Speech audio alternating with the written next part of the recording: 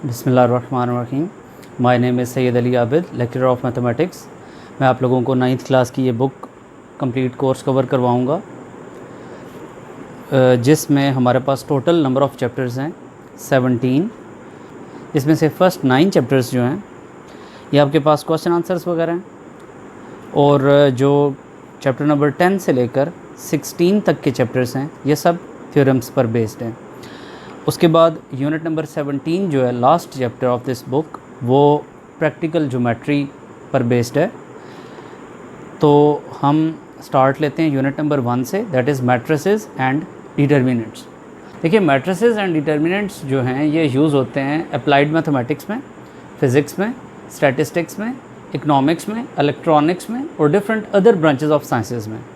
सो इनका पढ़ना, इनका समझना और इनका कॉन्सेप्ट अटेन करना ये हमारे लिए इस लेवल पर ज़रूरी है, ताकि फ्यूचर में हम अगर कोई भी ऐसी ब्रांच चूज़ करें कि जिसमें इनका एक रोल हो तो हम उसको इजीली अंडरस्टैंड कर सकेंगे, क्योंकि हम इस लेवल पर जो कॉन्सेप्ट सीख पाएंगे हम उनको हायर लेवल के ऊपर अप्लाई करने के काबिल हो सकेंगे। सो हम सबसे पहले देखते हैं कि व्हाट इज़ अ मैट्रिक्स।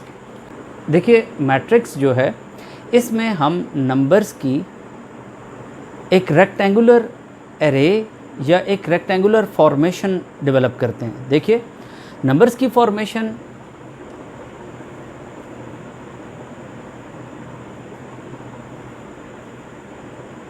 ऐसे भी हो सकती है। देखिए, नंबर्स की फॉर्मेशन ऐसे भी हो सकती है, और नंबर्स की अरेंजमेंट या उनकी फॉर्मेशन ऐसे भी हो सकती है।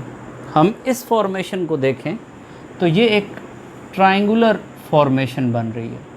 अगर हम इसको देखें तो ये सर्कुलर फॉर्मेशन बन रही है, जबकि इसको अगर हम देखें तो ये एक रेक्टेंगुलर फॉर्मेशन बन रही है। तो नंबर्स की रेक्टेंगुलर फॉर्मेशन के जिसको इनक्लोज कर दिया जाए by using brackets. Let's suppose मैं इस फॉर्मेशन को इस तरह से इन ब्रैकेट्स के थ्रू इनक्लोज करता हूँ, तो अब ये एक मैट्रिक्स कहलाएगा। वंस अगेन एक और एग्जांपल ले लेते हैं। मिसाल के तौर पर देखिए, आप ब्रैकेट्स ये भी लगा सकते हैं 1 2 3 4 5 6 7 8 ये। लेकिन आपकी जो इस बुक में फॉर्मेशन ऑफ नंबर्स के लिए ब्रैकेट्स यूज़ वो कर रहा है मैट्रिसेस को रिप्रेजेंट करने के लिए, वो ये ब्रैकेट यूज़ कर रहा है। सो आप भी ट्राई करें कि आप ये ब्रैकेट यूज़ करने की बजाय इस तरह की ब्रैकेट्स को यूज़ कर लें। फ़िलहाल आपको इतना आइडिया होना चाहिए कि इसमें रियल नंबर्स आ रहे होंगे मैट्रिसेस में, अदरवाइज़ हायर लेवल के ऊपर कॉम्प्लेक्स नंबर्स भी मैट्रिसेस में आते हैं। So simply definition of a matrix क्या होगी? अ रेक्टेंगुलर एरे और formation of collection of real numbers and then enclosed by brackets is said to form a matrix. So there are different kinds of matrices. देखिए कि matrix में अगर मैं formation ऐसे बना दूं तो ये फॉर्मेशन भी तो रेक्टेंगुलर फॉर्मेशन है। इसी तरह से अगर मैं ये फॉर्मेशन बनाता हूं तो ये भी अगेन एक रेक्टेंगुलर फॉर्मेशन है, और इस तरह की और बहुत सी फॉर्मेशंस ली जा सकती हैं। तो ये तमाम जो एग्जांपल्स मैंने यहाँ पर दी हैं ये सब एग्जांपल्स डिफरेंट मैट्रिसेस को रिप्रेजेंट कर रही हैं। सो अब हमने उन डिफरेंट फॉर्मेशंस में से जस्ट रेक्टेंगुलर फॉर्मेशंस को यहाँ पर रखा और बाकी सब को मैंने अरेज कर दिया। यानी ये सब जो यहाँ पर फॉर्मेशंस हैं कलेक्शन ऑफ रियल नंबर्स की, ये सब रेक्टेंगुलर फॉर्मेशंस में हैं। सो हम कहेंगे कि ये सब एग्जांपल्स ऑफ मैट्रिसेस हैं।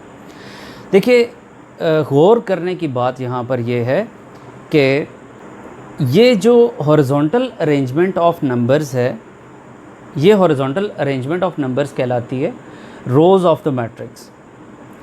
इसी तरह से जो वर्टिकल अरेंजमेंट ऑफ नंबर्स है ये आपके पास कहलाती है कॉलम्स ऑफ मैट्रिसेस। देखिए, सिंगुलर होगा तो मैट्रिक्स वर्ड बोला जाएगा और प्लूरल होगा तो मैट्रिसेस बोला जाएगा।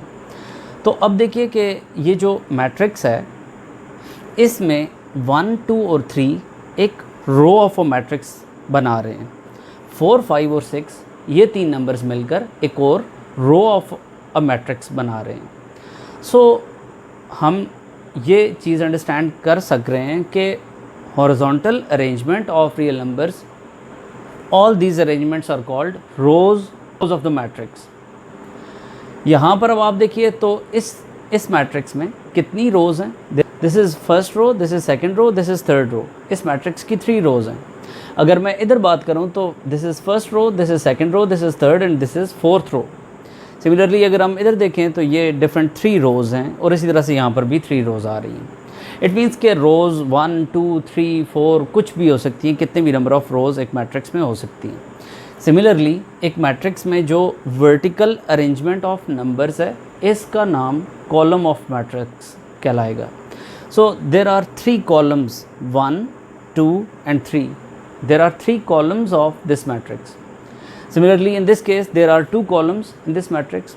In this case, there are 3 columns because this is first column, this is second, and this is third column. Similarly, in this case, there are 4 columns, and in this case, there is only 1 column.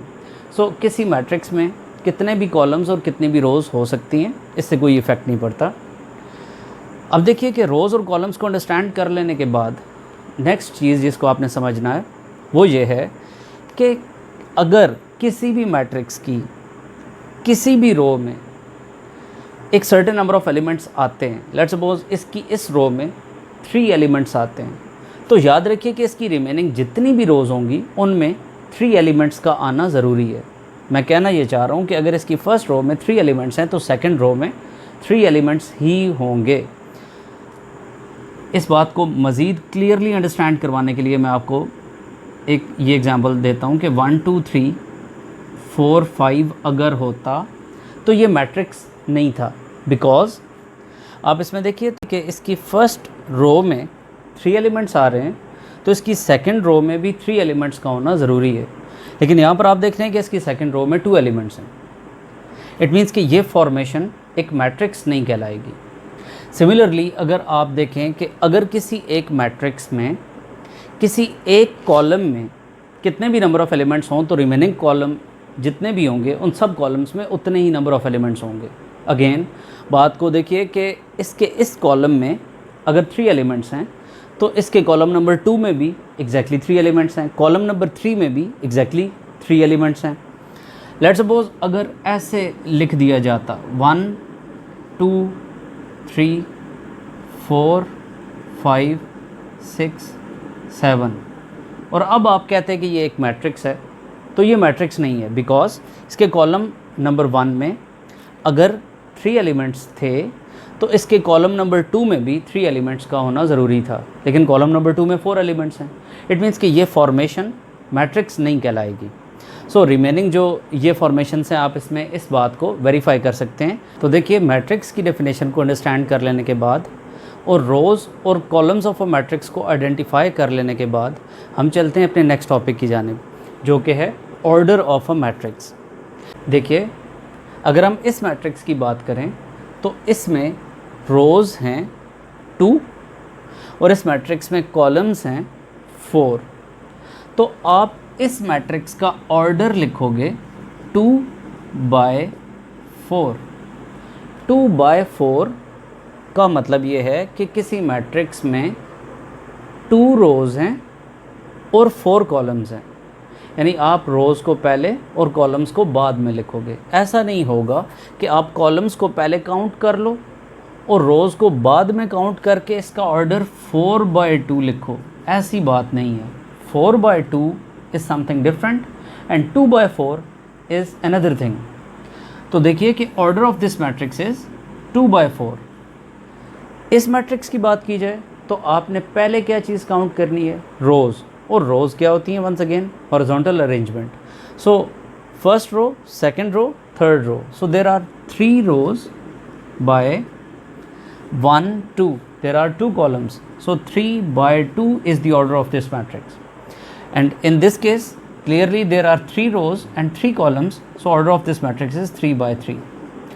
Order of this matrix, since there is 1 row and only 1 column, so order of this matrix is 1/1.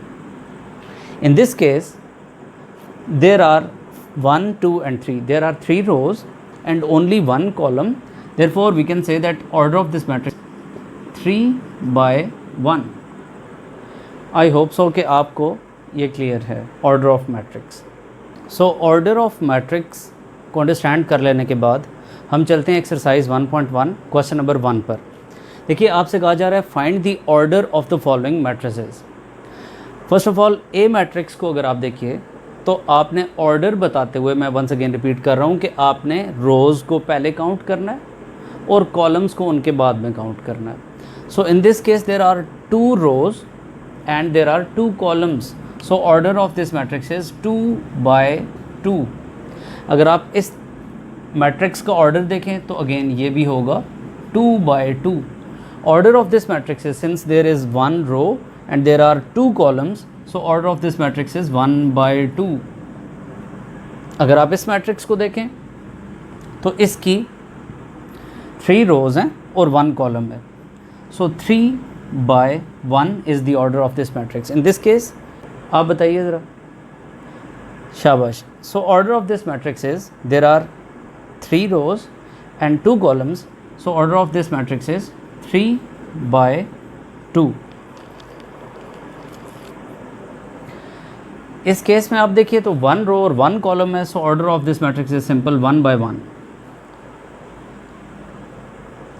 इस case में अगर आप count करें तो 3 रोज और 3 columns हैं, so order of this matrix is 3/3। In this case order is 2/3। Hope so कि आपको ये question with all parts clear है। So that's the end of today's lecture. Hope so कि आप लोगों ने इन्जॉय किया होगा, आप स्टूडेंट्स को क्लियर हो गया होगा ये आइडिया ऑफ मैट्रिसेस। हम फर्दर लेक्चर में इक्वल मैट्रिसेस को, उनकी कंडीशन को डिस्कस करेंगे और फिर रिमेनिंग एक्सरसाइज के क्वेश्चंस को सॉल्व करेंगे। Thank you so much.